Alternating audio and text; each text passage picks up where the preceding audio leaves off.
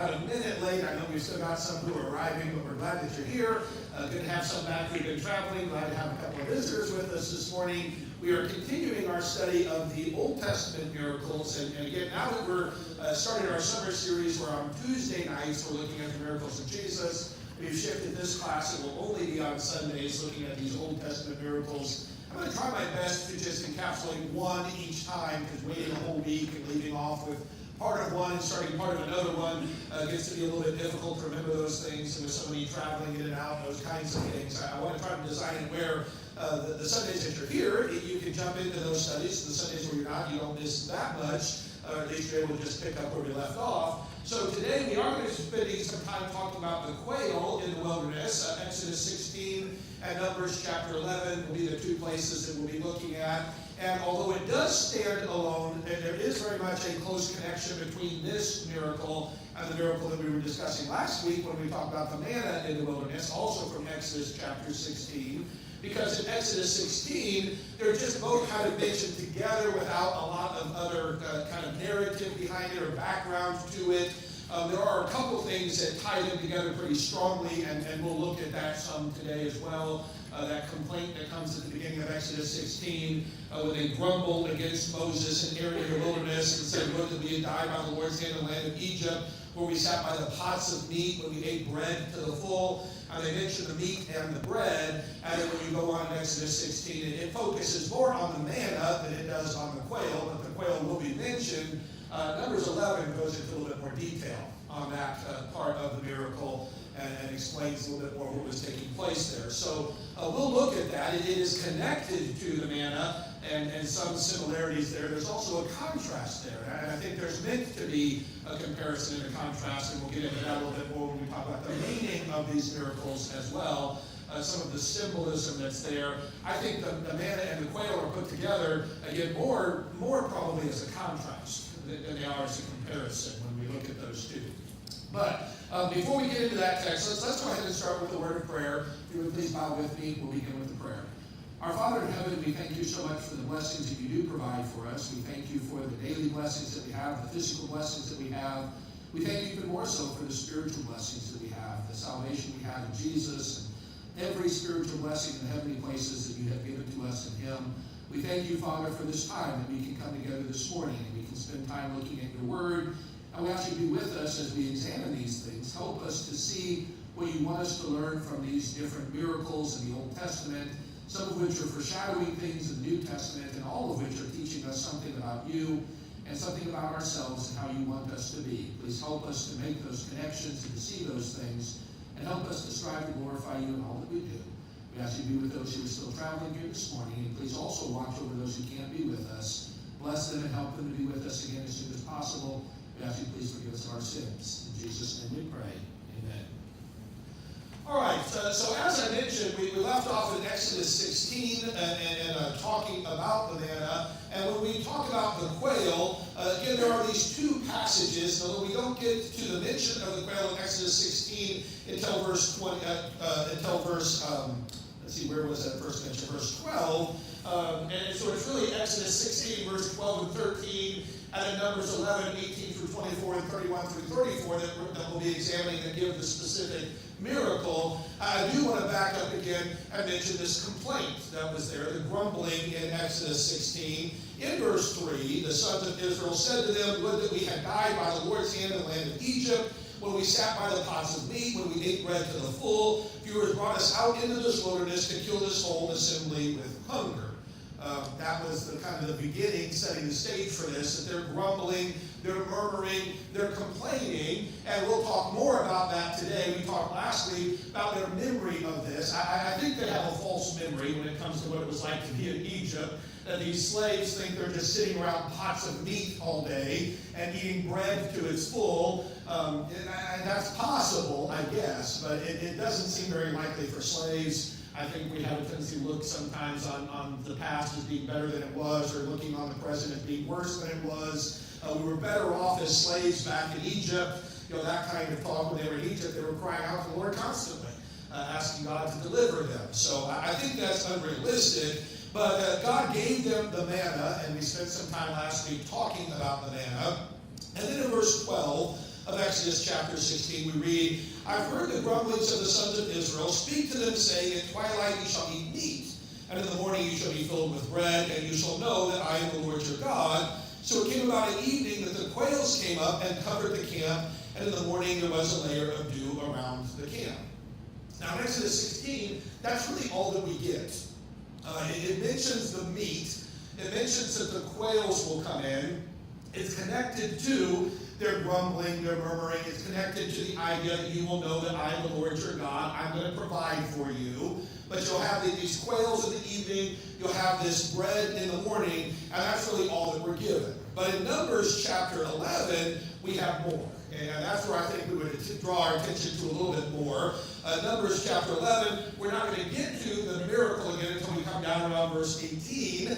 But let me start with the complaint or the grumbling once again. In Numbers chapter 11, verse 4, it says, the rabble who were among them had greedy desires, and also the sons of Israel wept again and said, who will give us meat to eat? We remember the fish which we used to eat free in Egypt, the cucumbers and the melons and the leeks and the onions and the garlic. But now our appetite is gone. There is nothing at all to there is nothing at all to look at except this manna. And so here we get that complaint as they're grumbling and complaining. Back in Egypt, it was so much better. Back in Egypt, we had fish anytime we wanted to have fish. And we had melons, we had leeks, and we had onions, and we had all these other things. And now all we get is this manna. And we don't like this manna, or we want something different from this manna. And so you get the complaining that's there. And then we come to verse 18. And it says, say to the people, consecrate yourselves for tomorrow, and you shall eat meat. For you have wept in the ears of the Lord, saying, oh, that someone would give us meat to eat, for we were well off in Egypt. Therefore the Lord will give you meat, and you shall eat. You shall eat not 1 day, nor 2 days, nor 5 days, nor 10 days, nor 20 days, but a whole month, until it comes out of your nostrils and becomes loathsome to you, because you have rejected the Lord who is among you, and have wept before him, saying, why did we ever leave Egypt? But Moses said, the people among whom I are 600,000 on foot, yet you have said, I will give them meat so that they may eat for a whole month. Should flocks and herds be slaughtered for them to be sufficient for them? Or should all the fish of the sea be gathered together for them to be sufficient for them? The Lord said to Moses, is the Lord's power limited? Now you shall see whether my word will come true for you or not. So Moses went out and told the people the words of the Lord. Also he gathered 70 men of the elders of the people and stationed them around the tent. And then if we skip down a little bit, trying to just focus primarily on this miracle, in verse 31, now there went forth a wind from the Lord, and it brought quail from the sea, and let them fall beside the camp about a day's journey on this side, and a day's journey on the other side, all around the camp, and about 2 cubits deep on the surface of the ground. The people spent all day and all night and all the next day and gathered the quail. He who gathered least gathered 10 homers, and they spread them out for themselves all around the camp. While the meat was still between their teeth, before it was chewed, the anger of the Lord was kindled against the people. And the Lord struck the people with a very severe plague. So the name of that place was called Kibroth Hattaavah, because there they buried the people who had been grieved. And so that gives us, again, that historical narrative. If we're trying to focus on the question, you can't completely separate it from the manna, because it's mentioned there with the manna, although I think in Exodus it's just kind of throwing it in there a little bit more. Numbers gives us probably more of a timeline that this is a little bit after the manna was first given. They've gotten tired of the manna, and they're making some of these other complaints where Exodus kind of just combines these things together. It stands out, they wanted meat. They had the false recollection of how much better they had it back in Egypt. They're constantly complaining about, we wish we were back in Egypt. It's better to be in Egypt as a slave than to be out here in the wilderness as God's people. And so that's part of this narrative that brings about this miracle. They were not satisfied with what God provided for them. We want the meat, we want the melons, we want the onions, we want the fish. We want the things that we had when we were back in Egypt. All we have out here is this stupid manna. They didn't say stupid, but that's kind of the attitude. They said, there's nothing to look at except this manna. That manna is amazing. that God miraculously provides for them bread from heaven that will sustain all of their needs, gives them everything that they need to survive off of. They don't want that. They don't like that. That's not sufficient for them. As part of that historical narrative, I think, that we get. There may be a few more comments and questions about all of these things in our discussion.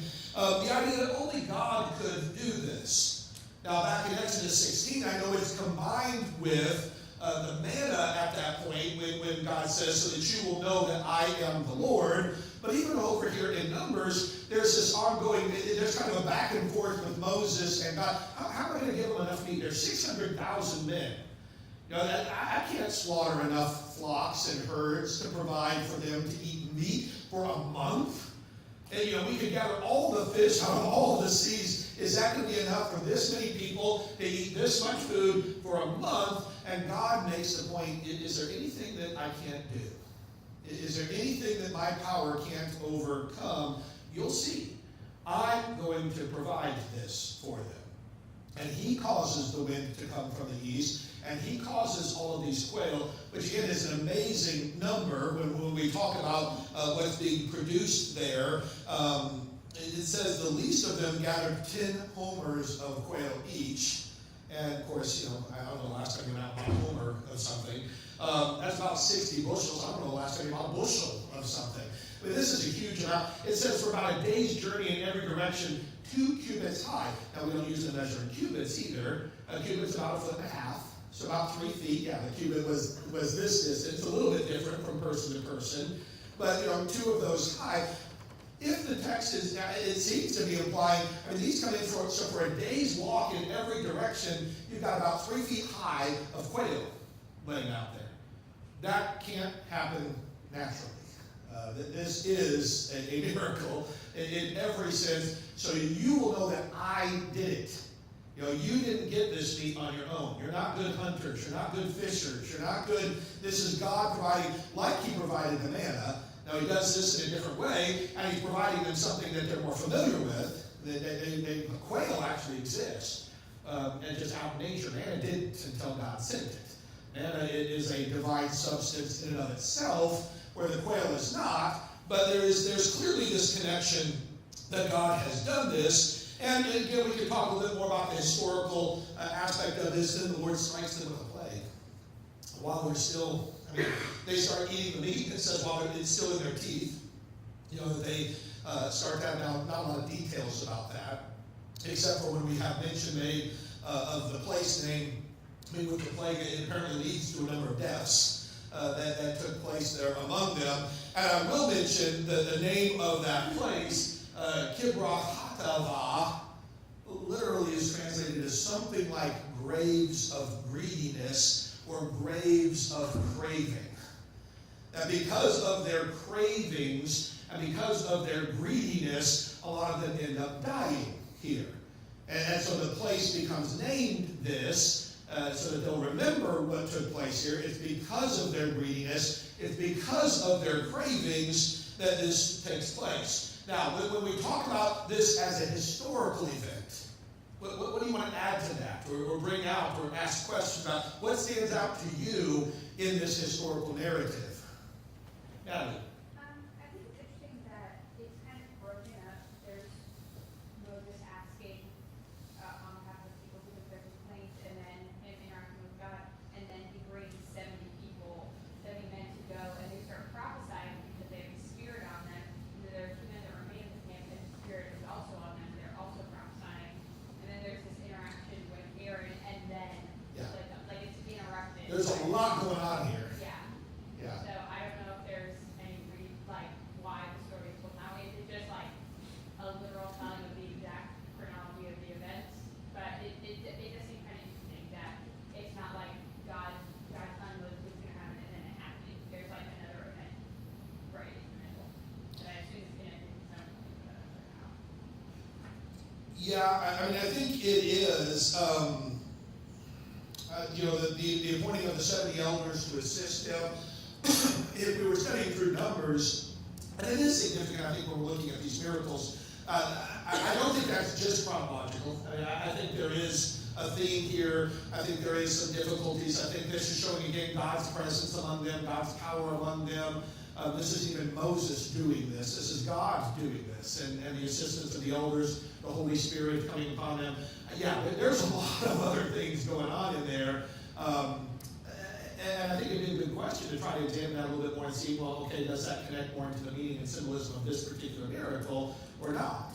I think it probably does. To what degree does it do that? To what degree is it just filling out more of this, what's taking place in the wilderness and God being with them and their complaining, their weakness and God's strength and some of those other things that tie in? I think it's a good question. But yeah, especially if you didn't just listen to me jumping around and you're looking there in Numbers 11, we've got some other big things taking place here. And that's a great point. David? In verse 34, Uh-huh. they would call them in that place that's where. Uh-huh. My verse, because there they buried people who they knew was crazy. Crazy. It seems to imply that not all of them, but many of them, yielded craving something. I'm going to stick with the man and didn't yield. Does your Bible say that they buried only the people who had yielded? Because there they buried the people who had been greedy. Who had been greedy. Now, is it making a distinction between like only some of the people have been greedy and some of them were not? That's a good question. Or is it just describing the people who have been greedy, and that's these people? Obviously, they don't all die. He didn't kill them all. Right, he didn't kill them all. So to what kind of distinction is this kind of the ringleaders among them? We also had in the translation I read from, the rabble who were among them kind of stir this up.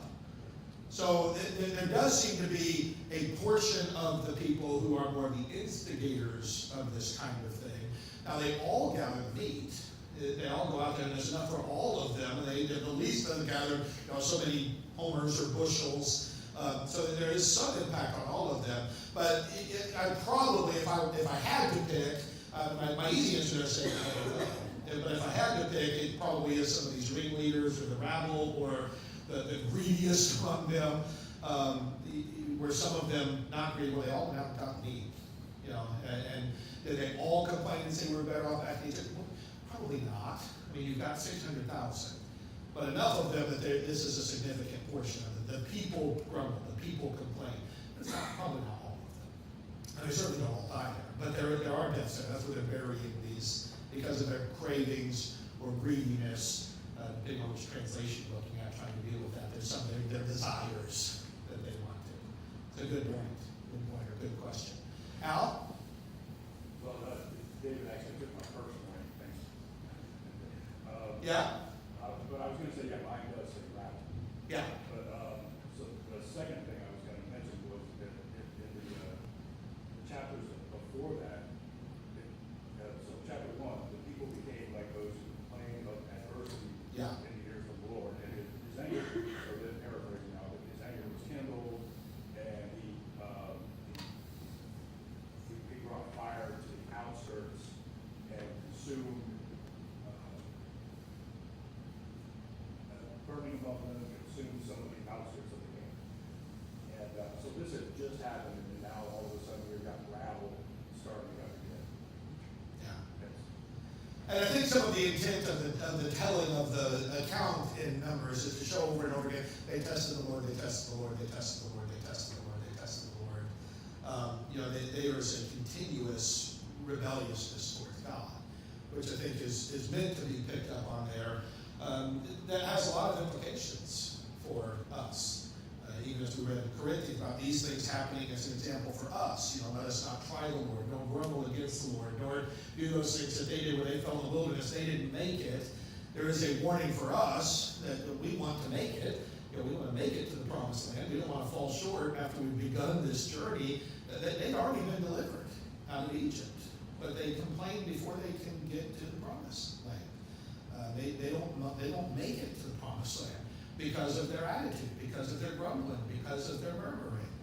And certainly a lot for us to learn from that. And that will come in, I think, even on the meaning of this miracle, because I do think there's a strong contrast that's being given. Yeah, And I think that's actually a good thing, because I'm thinking like David. Yeah. Okay, we'll grant to that one. We'll grant to that one.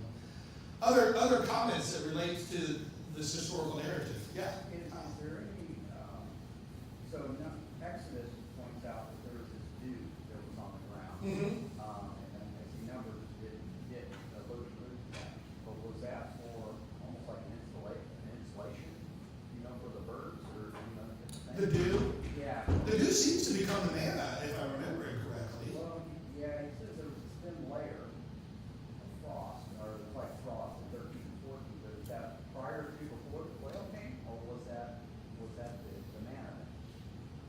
In Exodus 16? Yeah, it's in verses 13 and 14. I'll look at that again. So it says, there was when the quail came up that evening, covered the camp, and morning the dew lay all around the camp. Yeah, and then when you go to 14, when the layer of the dew evaporated, behold, on the surface of the wilderness there was a fine flake-like thing, fine as frost on the ground, which is the manna. So the dew turned into manna. That's how I understood it, is the dew turns into the manna. The morning dew, as it evaporates, it becomes the manna, for lack of a better way of explaining it, or it evaporates and then the manna appears. That's how that's how I've always understood it. I'm open to, if that's, I don't know, but yeah, that's how I've taken that. And I still think the Exodus account mentioning the quail, that one to me just seems more like a summary. I'm not sure that happened right then and there. It seems to be this Numbers account is telling us when the quail came in. Exodus is giving kind of a summary, combining a couple of events, which is fine. I mean, the Bible does that in certain areas. It doesn't always give us everything chronologically. It's sometimes it's telling a story. And God provided for them in the wilderness. What did he give them in the wilderness? Well, he gave them manna. By the way, he also did give them quail, but it didn't tell you this how the quail came about until you come to Numbers. Trent? Yeah, two things. First of all, yes, sometimes, the Exodus and so on, they're being written later. So Right. he mentions that he gave them manna for 40 years. They don't know at this point they're going to be in the wilderness for 40 years. They're not supposed to be. The story of the spies and all that hasn't happened yet. So referring back to it and just pointing out, it's going to be in this for a long time. Right. The other thing, God seems to cut Moses a lot of slack when Moses questions or wonders how are you going to do this. But I think it's because God reads hearts. So Yeah. He knows what Moses' attitude is. Moses is wrestling with this sort of, how in the world are you going to do this? He just doesn't get it, and he's got to be the spokesman that tells the people that God's going to do it. So he kind of wants a little bit more information. Yeah. But his attitude is clearly different than the ones who gave themselves over to craving and greediness, which could not have been all of them. So God had to read hearts. He knew which ones were thankful and which ones were not, which ones. So I think that's the kind of distinction he's made about who died and who didn't. Good point. I think when you look at Moses, and most of the time his questions and his concerns and does Moses seem to really question God most of the time? Or does Moses question Moses? It seems to me Moses most of the time is a little bit more concerned. Like, I can't do this, God. I don't know what to do. I am not a good speaker. Nobody will listen to me. I don't know how to provide for them. I can't be a good leader. And then God, most of the time, when he's coming back and saying, look, I'm going to take care of this, Moses accepts that. When he's asking questions, I don't get it. When we'll have Moses get punished a little bit more severely, I think that connects to a heart problem at that point, where Moses kind of takes this, shall we bring forth water from this rock? The striking of the rock, and that might be one of the times when Moses got a little bit too full of himself. But most of the time, it seems to me, Moses' biggest issue is some self-doubt, not necessarily God doubt, and God just has to keep reminding him, I'm going to do this. You don't have to worry about it. You do what I'm telling you to do. I'll take care of the rest. But that's a good question. Yeah. I think definitely self-doubt is there, but also the fact that he's never seen someone like that done before. Yeah. Because literally what is this kind of stuff, it's not been done, so Moses has no frame of reference, and when he gets told that God's gonna be there, like you just said, that's enough for him for the most part, and then sometimes we do it Still today good, where we yeah. want to know enough to be able to confidently say something before someone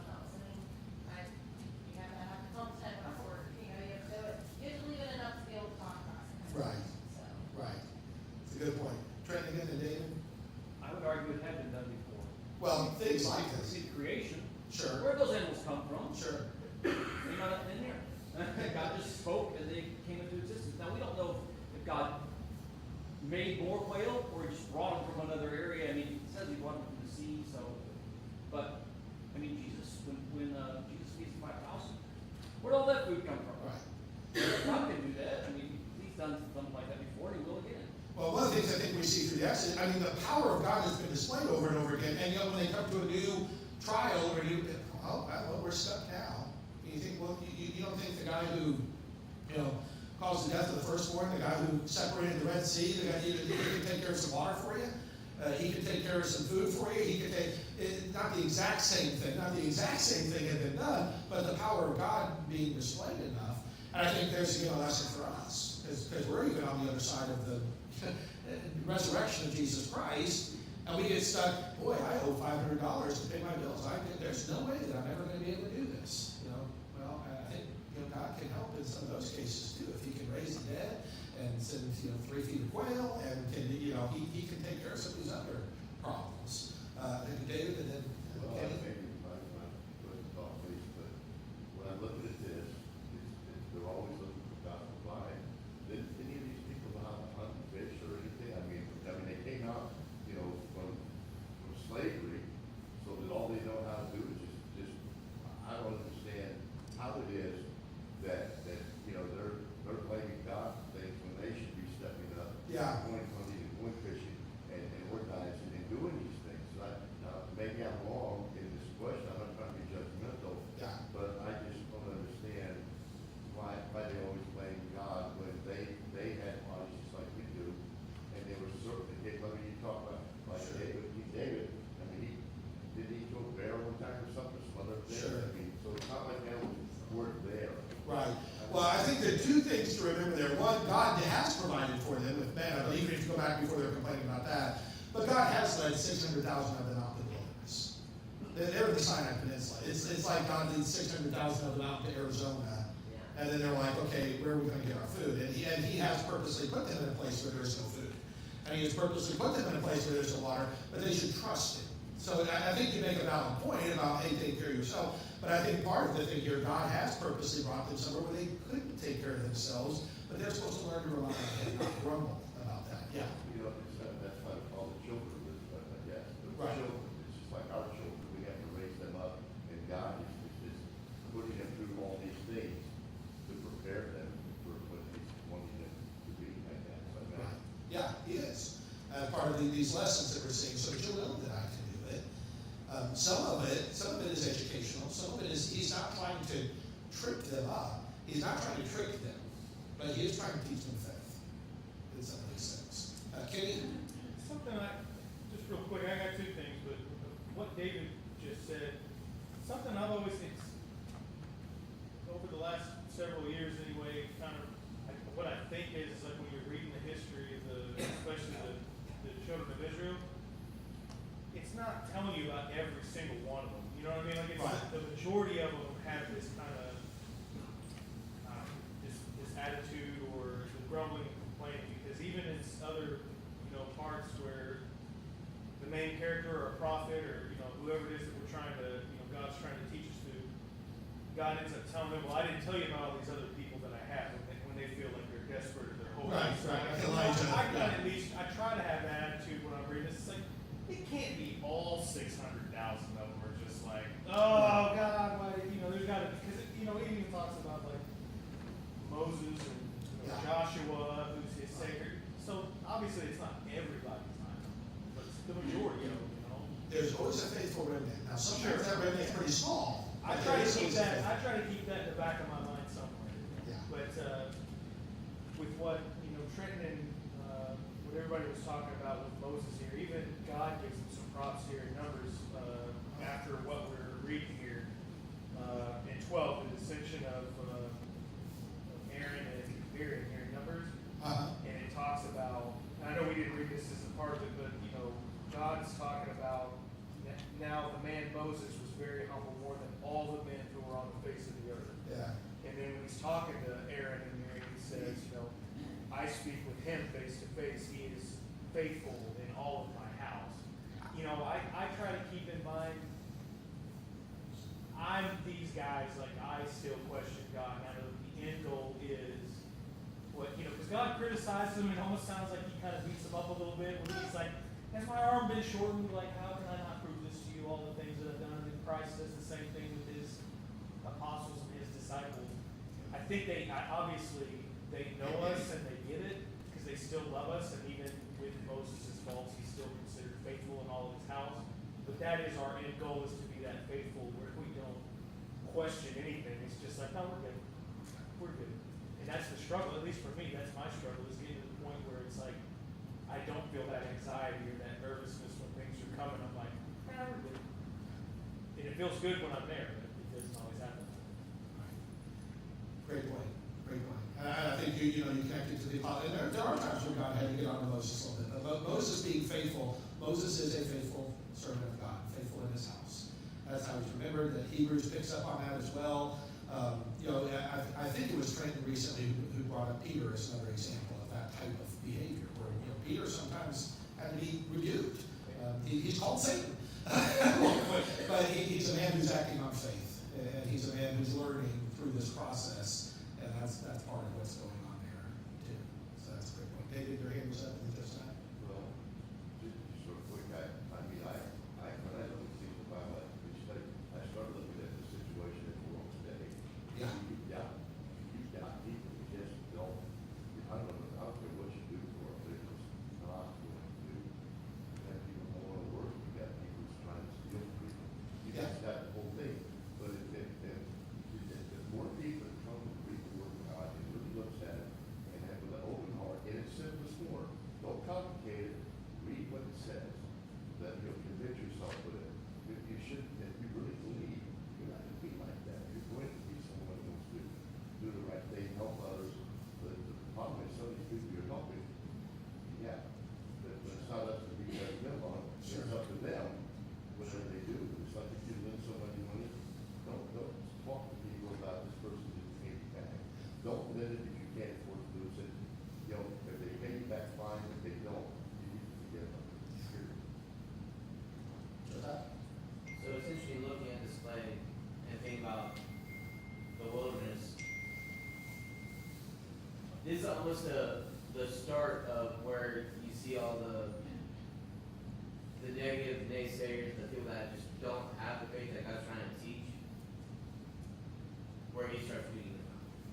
Where he starts, it continues this whole time through wilderness, but we see that it was God's plan that this was going to happen this way, that those who believed had faith that he was going to take care of them. They would see the promise. They would see the kingdom. Sure.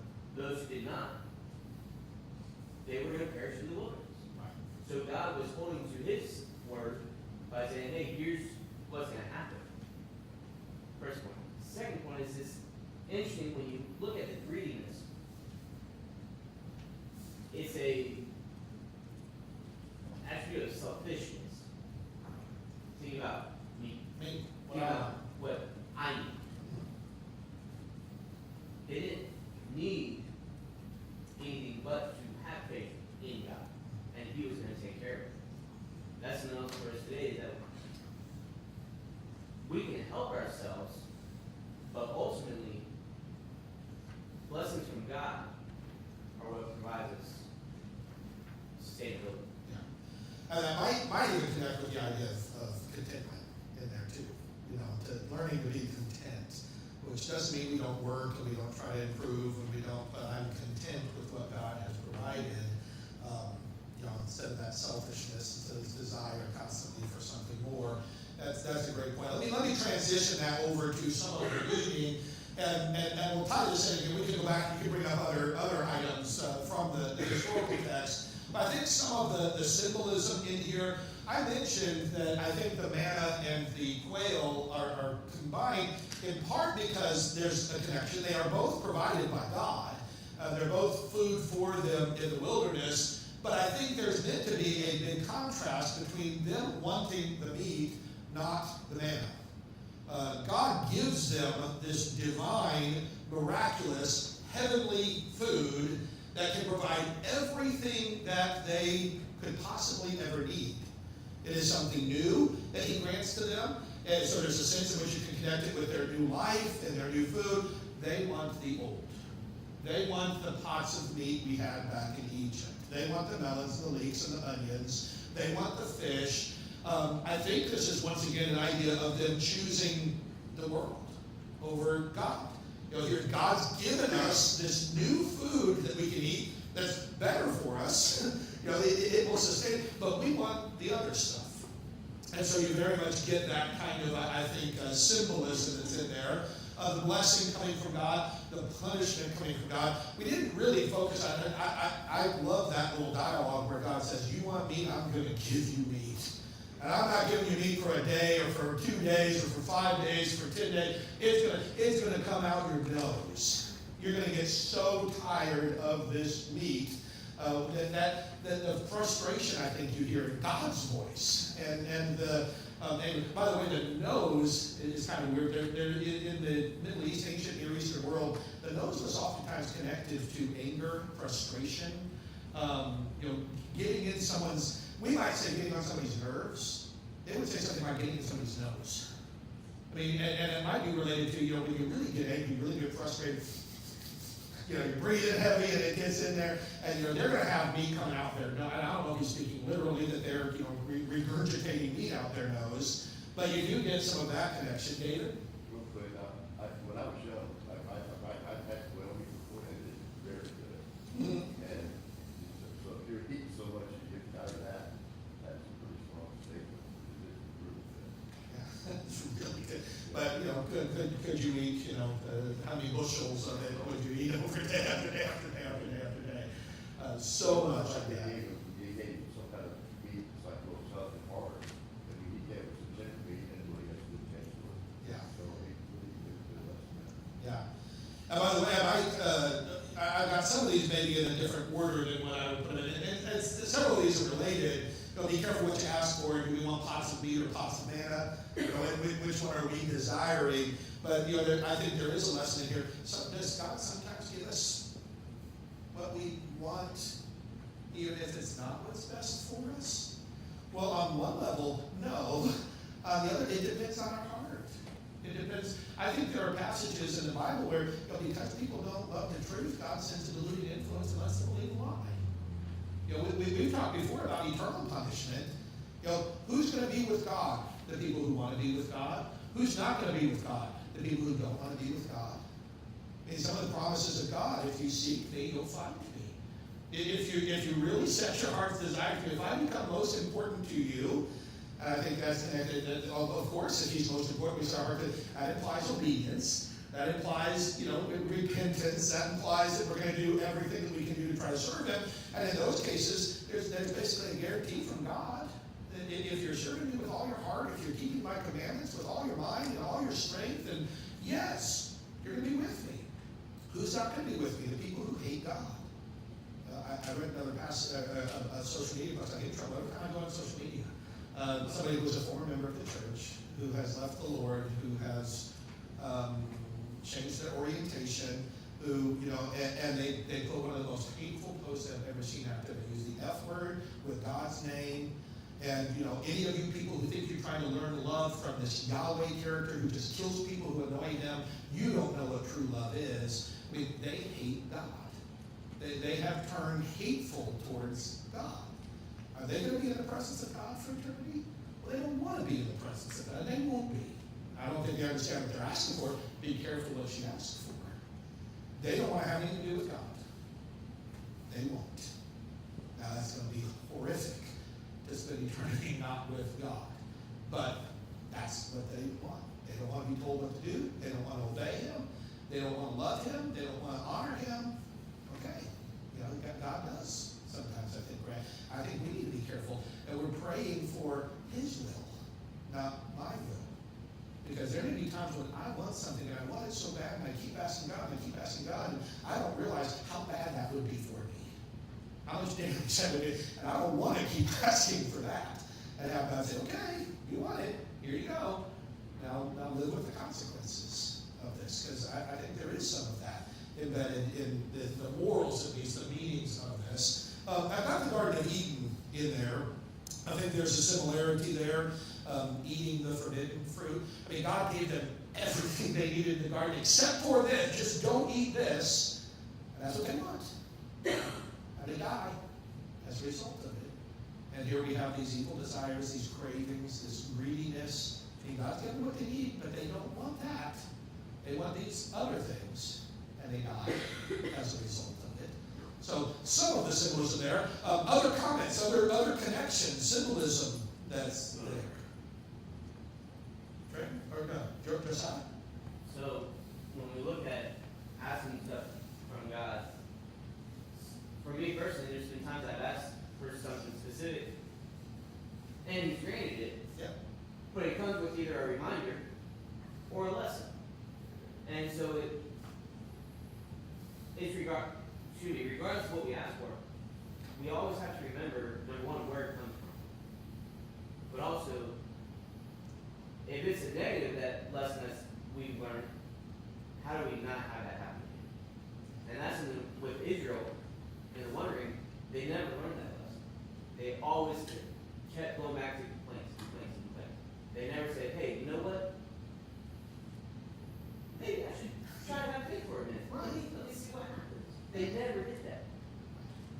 The prayer is more like the model that Jesus gave. Just give us this day our daily bread. And don't lead us into temptation, deliver us from evil. Help us to forgive other people, forgive us. And that's the stuff we need. Not $1 million, not to raise, the promotion at work, not the other things that people so often want. Trenton? I don't know how long God gave them manna before they got quail. I suspect it was at least weeks. Because I think it was long enough for a couple things to happen. One, they got a little tired of it. And two, they would see whether or not their bodies were healthy and getting what they needed. So their bodies were. They were getting what nutrients or whatever they needed to be healthy. Okay.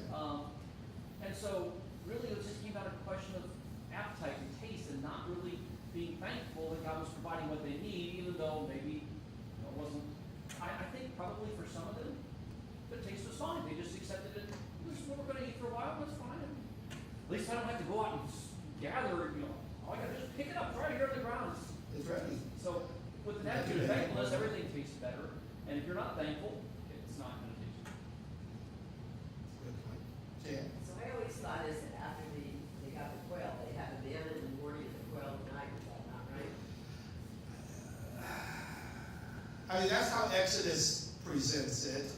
But in light of this, that's a good question. I'd have to look a little bit more. Here it's 30 days worth. They gather it up. Now, does He continue to provide? I'd have to look at that one.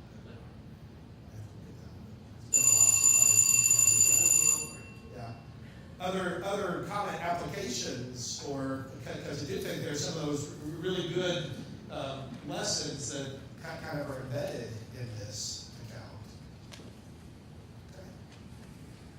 All right. Well, I appreciate those comments and questions very much. We will leave off there. Next week, the water from rock, Exodus 17, numbers 20. So that's what we will be taking a look at. Don't forget, not Wednesday night, Tuesday night, we will continue our series on the miracles of Jesus. Tom Hamilton will be here speaking for us Tuesday night, Lord willing. So hope that we will see you there. Just give me your keys. Hello. Thank you. Last night.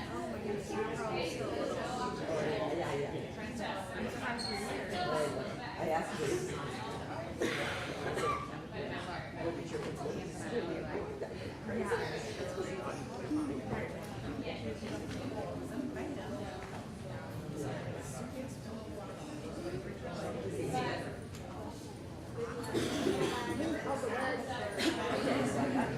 I got you the second one.